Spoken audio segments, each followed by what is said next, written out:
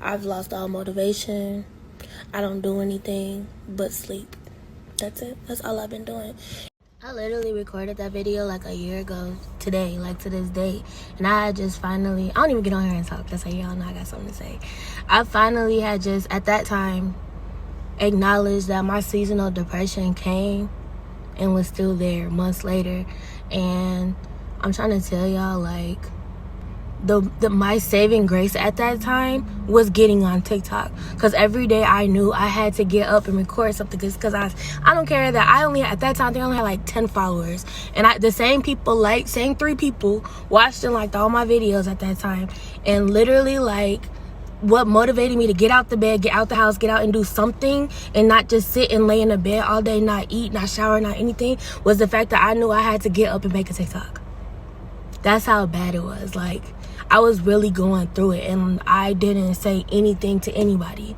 That video was me. That was me saying something to somebody. And you'll never hear me say or be the one to be like, oh, make sure you check on your strong friends. Check on your strong friends. Because even if somebody was to call me and be like, Bree, are you okay? Yes, I'm good. I'm always good. That will always be my answer. No matter what, I'm good. I'm always good. Like, that will always be my answer. And I would never put down anybody else to make sure that I'm good. Like, so pretty much all I'm getting, the purpose of this is, like, if you're going through something, whether it's the smallest thing, the biggest thing, the slightest thing, talk to someone. Whether it's a therapist, it's your parents, your friends, your siblings, anybody in your family. It could be a complete stranger. It could be social media. It could be your pet. It could be yourself. Journal, something. Talk to somebody. Holding that in only makes it worse. And that showed for me. I talked to myself to an extent, but I was still talking to myself. I was still lying to myself. I was never upfront about everything that I'm about to cry. I was never upfront about half the things that I was actually going through.